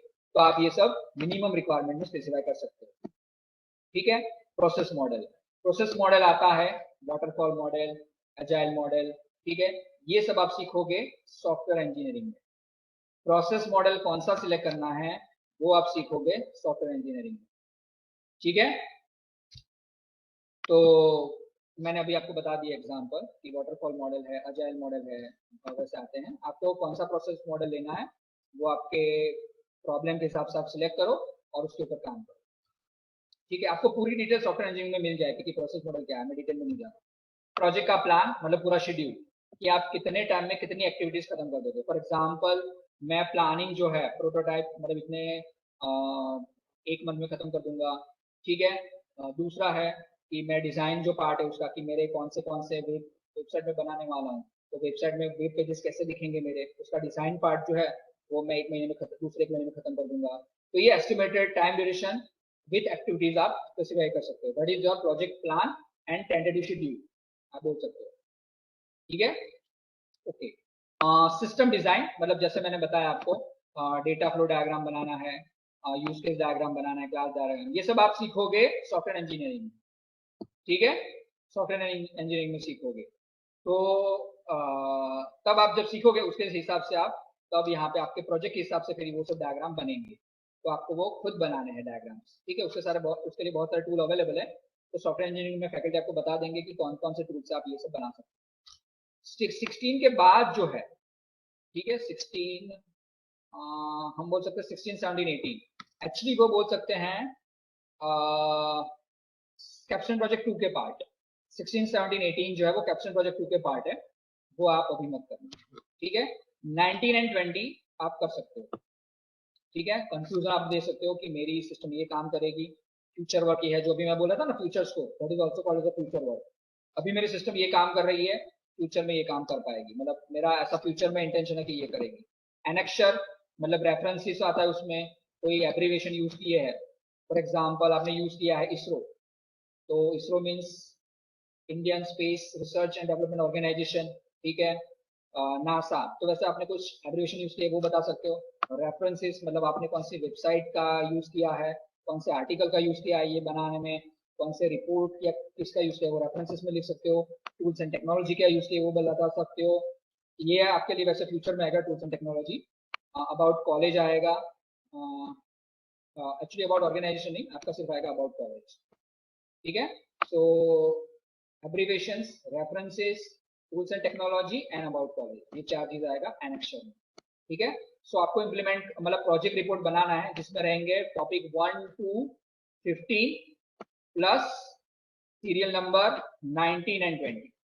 क्लियर, सीरियल नंबर 1 to 15 वो आपके रिपोर्ट में बनता जाएगा, प्रोग्रेसिवली बनाते रहना है उसको आप, और जब भी रिव्यू आपको दिखाना है कि आपका रिपोर्ट कितना बना है, प्लस पावर पॉइंट प्रेजेंटेशन आपको दिखाना है। ठीक है, और 1 to 15 पॉइंट्स प्लस 19 एंड 20, तो ये रिपोर्ट में आपको बनाना है। ओके, आई होप आप क्लियर हो कि आपको क्या क्या करना है CP1 में। अगर मैं आपको सैंपल रिपोर्ट देखना है तो एक दिखा देता हूँ। चीफ मैनेजमेंट सिस्टम का एक CP2 का रिपोर्ट है, कैप्स्टोन प्रोजेक्ट 2 का, मतलब इम्प्लीमेंटेशन के साथ है। अभी 6 सेमेस्टर जो खत्म हुआ, मतलब जो बच्चे 7 सेमेस्टर में आए हैं, उसमें से एक स्टूडेंट का ये रिपोर्ट है जो मैं आपके सामने पेश करने जा रहा हूँ। ठीक है, तो आप एक रफ आइडिया ले लीजिए। दूसरी एक बात है, यहाँ पे ये भी दिया गया है कि आपको पेज साइज कौन सी होनी चाहिए, मार्जिन क्या रखना है, हेडिंग की साइज क्या होगी, ठीक है, सब हेडिंग की साइज क्या होगी, ये सब जो है पूरा आपको डिटेलिंग यहाँ पे मिलेगा। ठीक है, लेआउट का। ओके, तो ये सब भी आपको ध्यान में रखते हुए रिपोर्ट बनाना है, ताकि कोई मुझे पूछे नहीं सर रिपोर्ट में फॉन्ट साइज क्या यूज करूँ, सर रिपोर्ट में फॉन्ट टाइप क्या यूज करूँ। तो वो सब लिखा हुआ है भाई, देखो टाइम्स न्यू रोमन। ठीक है, टाइम्स न्यू रोमन यूज करना है, राइट। तो वो सब आप वैसे यहाँ पे भी लिखा हुआ है times new Roman. Okay, heading है तो क्या यूज करना, सब हेडिंग है तो क्या यूज करना, टेक्स्ट है तो क्या यूज करना, टेबल है तो क्या यूज करना, वो सब आपको यहाँ पे डिटेल दी गई है। उसके हिसाब से आपको रिपोर्ट बनाना है। कौन सा, CP1 का भी बनाना है ऐसा, और फ्यूचर में यही रिपोर्ट फॉर्मेट आपको CP2 के लिए भी काम लगने वाली है, क्योंकि अभी हमने 16, 17, 18 स्टेप्स ऐड नहीं किए हैं, वो आपको फ्यूचर में काम लगेंगे। ठीक है, तो मैं अभी आपको PDF बता रहा था, आई थिंक। हाँ, ये देखो एक सैंपल रिपोर्ट है जो 6 सेमेस्टर में ये जानवी ने किया है। ठीक है, तो जैसे कि ये टाइटल पेज है, .1, second is a certificate, .2, third one is a acknowledgement, fourth one is a abstract. उसके प्रोजेक्ट के बारे में आप यहाँ पे देख सकते हो, यही सीक्वेंस फॉलो हो रही है, टाइटल, सर्टिफिकेट, एक्नॉलेजमेंट, एब्स्ट्रैक्ट। ठीक है, उसके बाद उसका आएगा इंडेक्स, राइट। मैं एक क्विक ओवरव्यू आपको बता दे रहा हूँ। एब्स्ट्रैक्ट के बाद है ये रहा इंडेक्स। ठीक है, ये इंडेक्स के बाद है लिस्ट ऑफ फिगर्स, उसके बाद लिस्ट ऑफ टेबल्स और इंट्रोडक्शन। आगे मैं नहीं बता रहा हूँ, बहुत बड़ा रिपोर्ट है। ठीक है, 50 पेजेस का, बट ऐसे आपको बताना है। देखो इसने बनाया ऐसा, ये आपके आइडिया है कि रिपोर्ट कैसे बनता है, कैसा दिखता है। तो ये रिपोर्ट एक ऑफिशियल रिकॉर्ड है कि आप कुछ कर रहे हो CP1 में। दूसरा आपका प्रेजेंटेशन, ठीक है, कि आप कुछ कर रहे हो। तीसरा आपके गाइड के रिमार्क, गाइड बोलेगा कि भाई हाँ ये बंदा कर रहा है, मतलब कर रहे हो।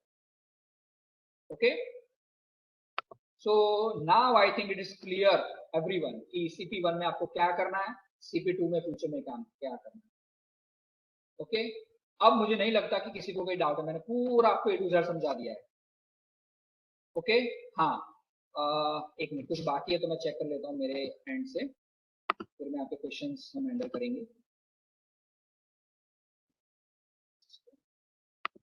ठीक है, ओके, अभी मेरे हिसाब से कोई बाकी नहीं है कुछ, तो हम क्वेश्चन देख लेते हैं। हाँ, CP2 में आप टॉपिक वैसे तो चेंज नहीं कर सकते हो, बट अगर कुछ हमें ऐसा लगा कि CP1 में कुछ इश्यू था, आपके फिजिबिलिटी एनालिसिस में आपका नेगेटिव आया, फिजिबिलिटी आपने एनालिसिस किया यहाँ पे, ठीक है, आपने पूरा इम्प्लीमेंटेशन का भी ट्राई किया, पहले आपको लगा सही है, बट लास्ट में कुछ लगा कि नहीं प्रॉब्लम है, तो वो अगर गाइड अलाउ करेगा तो ही, मतलब रेयर केस में आप CP2 में टॉपिक चेंज कर सकते हो, वरना नहीं कर सकते।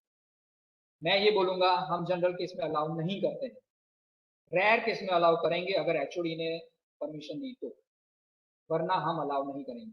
यहाँ पे एक स्टेप और रह गया, आई फॉरगॉट, जस्ट एक ऐड कर देना, जस्ट अ मोमेंट। ठीक है, इंसर्ट कि लिटरेचर स्टडी, लिटरेचर वोकैबुलरी से। ठीक है, लिटरेचर स्टडी भी बहुत इंपॉर्टेंट चीज है। लिटरेचर स्टडी क्या काम की होती है मैं आपको बताता हूँ। लिटरेचर स्टडी मतलब आपने टॉपिक फाइनल कर दिया, ठीक है, और आप सोच रहे हो कि उसके ऊपर मैं कोई मोबाइल एप्लीकेशन बनाऊं या फिर वेबसाइट बनाऊं। लिटरेचर स्टडी मतलब ये होता है कि ऑलरेडी किसी ने इसके ऊपर काम किया है कि नहीं पूरी दुनिया में। आप गूगल में सर्च कर सकते हो, यहाँ पे कहीं पे आर्टिकल पढ़ सकते हो, बुक में देख सकते हो हार्ड कॉपी, आपके गाइड को पूछ सकते हो कि मैंने जो टॉपिक सिलेक्ट किया है उसके ऊपर ऑलरेडी कोई काम हुआ है कि नहीं। अगर ऑलरेडी कोई काम हुआ है तो आप जो काम कर रहे हो वो मतलब it is like already done, वो रिडंडेंट काम है, तो आप वो काम क्यों करो, आप उसके ऊपर कुछ एनहेंसमेंट करो। दुनिया में ऑलरेडी जो अवेलेबल है वो नहीं करना है, ठीक है, उसके ऊपर आगे कुछ करना है, राइट। तो आपने जो भी प्रॉब्लम डेफिनेशन फाइनल की, आप जो भी सॉल्यूशन सजेस्ट कर रहे हो वो सॉल्यूशन ऑलरेडी दुनिया में अवेलेबल है कि नहीं, अगर अवेलेबल है तो आपके प्रोजेक्ट का कोई काम ही नहीं है, अगर नहीं है तो आप दोगे।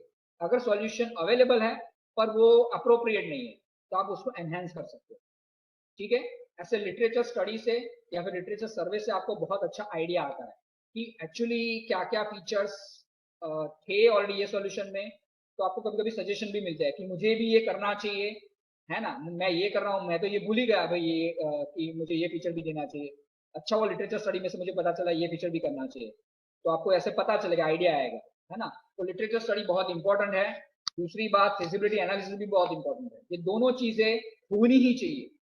ठीक है, नहीं हुई मतलब आपका CP1 अधूरा है ना। आपने फिजिबिलिटी ही नहीं चेक की, ठीक है, आप बोलोगे सर मैं कल चांद पे जाके आऊंगा, फिजिबल है नहीं है, तो आप क्यों ऐसा बोल रहे हो। ठीक है, तो जो चीज फिजिबल ही नहीं है और वो आप CP2 में इंप्लीमेंट करने जा रहे हो, how it is possible. So always first check it is feasible और नॉट। ठीक है, दूसरा, लिटरेचर स्टडी देख लो कि वो लिटरेचर ऐसा मतलब ऐसी कोई एप्लीकेशन है जो आप बनाने जा रहे हो। अगर वेबसाइट बनाने जा रहे हो तो ऐसी वेबसाइट अवेलेबल है कि नहीं, टेक्सट एप्लीकेशन बनाने जा रहे हो तो वैसी वो अवेलेबल है, आप पूरा चेक कर लो। That is called literature study और लिटरेचर सर्वे, वो भी बहुत इंपॉर्टेंट चीज है। ठीक है, that is I can say on the .5। ठीक है, तो आप ये टॉपिक फाइनलाइज करते हो, एरिया फाइनलाइज करते हो, टीम फाइनलाइज करते हो, वो फिक्स रहेगी CP1 प्लस CP2 के लिए। तो आप सैटरडे तक का टाइम देता हूँ। ठीक है, थर्सडे फ्राइडे सैटरडे 3 दिन है आपके पास। अच्छे से स्टडी करो, अच्छे से फाइनलाइज करो, ताकि बाद में कोई इश्यू ना आए, है ना। ऐसा नहीं हड़बड़ाहटी में कि सर ये फाइनलाइज कर दिया अब चेंज करना है, डोंट डू दैट। अगर आपको लगता है तो ये 3 दिन में आप फिजिबिलिटी स्टडी और लिटरेचर स्टडी भी कंप्लीट कर दो, बेस्ट वे, है ना। अगर आपको लगता है 3 दिन में literature study, literature survey and feasibility study complete कर दो, that is best way for you. ठीक है, तो आपको फिर CP1 या CP2 में डाउट नहीं आएगा। ठीक है, ब्रांच इंटर ब्रांच आप ले सकते हो, पर मैं एनकरेज करूंगा सेम ब्रांच में ही लो। ठीक है, ओके, और कोई डाउट है अब? तो मैं अब डाउट सॉल्व करता हूँ। ठीक है, ओके, राजू सर और विनय सर है यहाँ पे। If I am forgetting something तो बता सकते हो सर।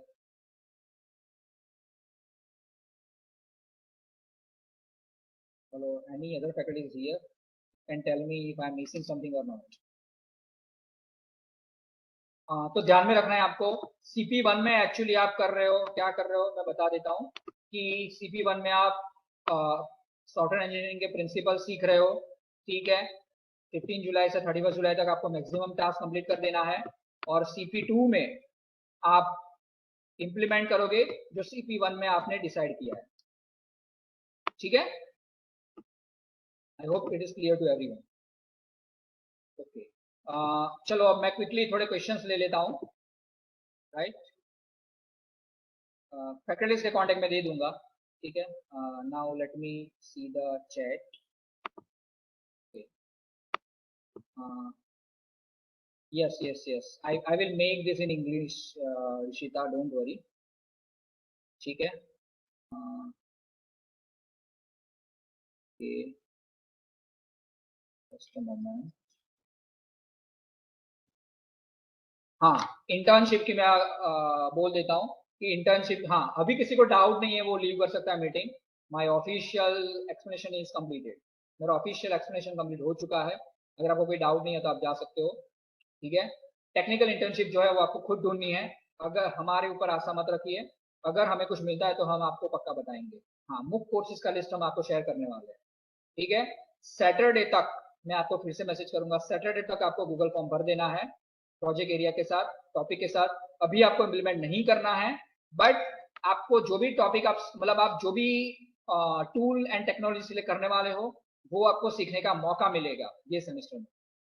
ठीक है, तो आप एकदम स्ट्रांग हो जाओगे, स्टबन हो जाओगे और CP2 में आप फिर इम्प्लीमेंट कर पाओगे। ठीक है, ओके। टेक्निकल इंटर्नशिप मतलब कोई भी आपके हमारे टेक्निकल कंप्यूटर IT के सब्जेक्ट के रिलेटेड हो उसको आप टेक्निकल बोल सकते हो। ठीक है, I think Fanny, I have explained you how to make a report company minimum 2 month offer कर रही है। कंपनी अगर मिनिमम 2 मंथ ऑफर कर रहे हैं, 2 मंथ तो अभी तो नहीं करना है, बट आप एक बार एचओडी से बात कर सकते हो 2 मंथ के लिए। ठीक है, HOD will finalize, he will give you the decision. Okay, internship अगर टेक्निकल कर रहे हो या फिर सोशल कर रहे हो, आपको खुद अप्लाई करना है। हमारी तरफ से सपोर्ट की आशा मत रखिए। ठीक है, आप खुद ट्राई करो। अगर हमारे पास कुछ आता है लिस्ट कंपनी का तो मैं आपको दे दूंगा। ठीक है, हाँ, मूक कोर्सेज का लिस्ट हम देंगे। ब्रांच वाला मैं बोल चुका हूँ, ब्रांच आप कोई भी सिलेक्ट कर सकते हो। प्रोजेक्ट कब तक तैयार करना है मैंने बता दिया है। ठीक है, ओके। अब ये जो है ना कि भाई प्रोजेक्ट पार्टनर फेल हो गया, ये हो गया, देखो सबसे इम्पोर्टेंट चीज, हाँ, यहाँ पे क्या है कि हर एक का कंट्रीब्यूशन चेक किया जाएगा। टीम के ग्रुप में आप कर रहे हो ना, तो ऐसा नहीं है कि एक ने किया और दो बाकी बैठे बैठे घर पे बैठे सो रहे हैं, ऐसा नहीं है। हम जब भी रिव्यू लेंगे, तीनों तीन को पूछेंगे भाई तूने क्या किया है, तूने क्या किया, तूने क्या किया है। तो 3 स्टूडेंट रखने का एक ग्रुप में बेनिफिट आपके लिए ये है कि आप काम डिवाइड कर दो।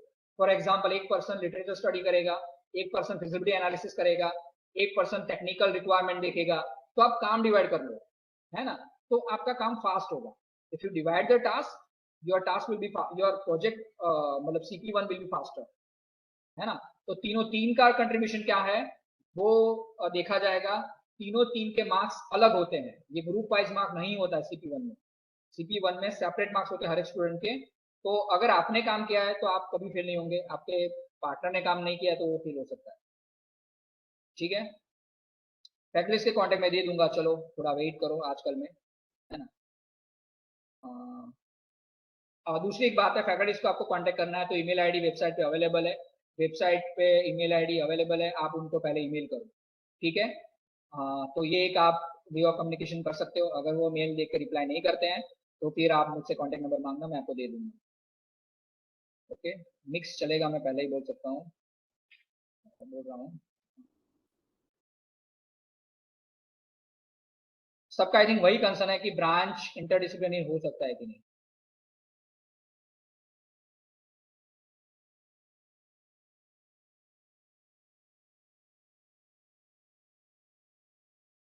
मैं फिर से बोल रहा हूँ, अगर आपका कोई वैलिड रीजन है 5th सेम के बाद तो ही आपको टॉपिक चेंज करने की परमिशन मिलेगी, वो भी एचओडी फाइनलाइज करेंगे।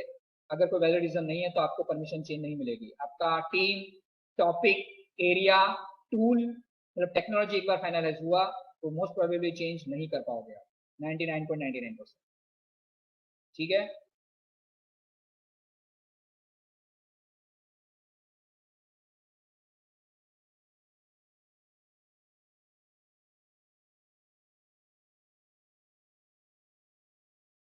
आई थिंक बाकी सबको समझ समझ में आ रहा है।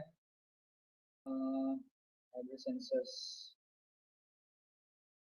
ऐसा नहीं है कि कोई प्रोजेक्ट मतलब कोई प्रॉब्लम स्टेटमेंट ढूंढ के उसके ऊपर प्रोजेक्ट करना, बट अगर आप कोई सोसाइटी को हेल्प कर सकते हो तो वो बहुत एक अच्छी बात होती है। इसलिए हमेशा आपका प्रॉब्लम स्टेटमेंट ऐसा हो कि वो सोसाइटी प्रॉब्लम हो, इसलिए हमें सजेस्ट करते हैं। आप बना तो किसी पे भी सकते हो, अल्टीमेटली हमारा ये गोल है कि आप कैप्शन प्रोजेक्ट 1 में और कैप्शन प्रोजेक्ट 2 में आपने जो भी टेक्नोलॉजी सीखी है उसका आप एक प्रैक्टिकल इम्प्लीमेंटेशन सीखो, आप उसकी एक एप्लीकेशन सीखो, है ना। वो सोसाइटल प्रॉब्लम नहीं है तो भी चलेगा, बट बेस्ट वे है कि सोसाइटल प्रॉब्लम है तो आप एक अच्छी तरह से काम कर पाओगे, एक अच्छे से आप उसको एक सॉल्यूशन दे पाओगे फ्यूचर में भी। फॉर एग्जांपल, आपने CP2 में कोई काम किया, ओके, आपका जूनियर है, उसने आपका प्रोजेक्ट देखा, उसने उसके ऊपर फिर से कुछ काम किया, कुछ एक्सटेंशन किया, तो वो पूरा फुल फ्लैश प्रोजेक्ट कहीं कोई सोसाइटी को काम लग सकता है। ठीक है, तो हमेशा एक सोसाइटी को हेल्पफुल हो ऐसे प्रोजेक्ट और टाइटल सेलेक्ट करो, that is the better way, है ना। AI वालों को सॉफ्टवेयर इंजीनियरिंग नहीं है, हाँ ठीक है, उसका मैं सॉल्यूशन आपको बता दूंगा कि क्या हो सकता है उसका AI वालों के लिए। ठीक है,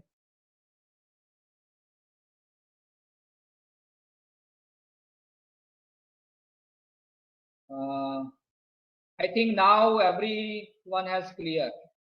ओके, अब मुझे लग रहा है क्वेश्चन रिपीट हो रहा है ना। CP3 की भी बात मत करो, CP1 एंड CP2 की बात करो। CP3 में जो भी होगा वो आपको फिर से ऐसे सेशन लेके समझाया जाएगा। ठीक है, मूक कोर्सेज का मैं बता चुका हूँ कि हम लिस्ट सेंड करेंगे, बट आपके माइंड में कोई भी टेक्निकल कोर्सेज है जैसे कि कोर्सेरा प्लेटफॉर्म है, EDX प्लेटफॉर्म है, उडेमी प्लेटफॉर्म है, ठीक है, तो वो प्लेटफॉर्म में से आप टेक्निकल जो भी कोई टॉपिक है अच्छा सेलेक्ट करके स्टार्ट कर सकते हो, है ना। अभी तक आप जो लैंग्वेज पढ़े हो उससे में से आप जो भी लोगे तो हम उसको डिनाई नहीं करने वाले, हम उसको एक्सेप्ट ही करेंगे, बट ध्यान रखना वो मिनिमम 3 वीक का हो कोर्स, मिनिमम वो 3 वीक का हो,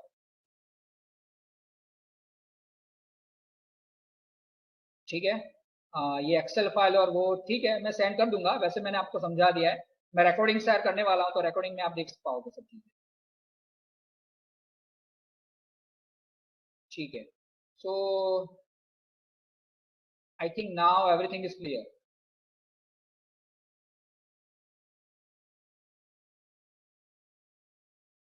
ओके, अभी किसी को डाउट है तो मैं शेयरिंग बंद कर रहा हूँ, ठीक है। अब मुझे हाथ ऊपर करके मतलब you can raise your hand and you can tell me, ठीक है, आई विल एक्सप्लेन।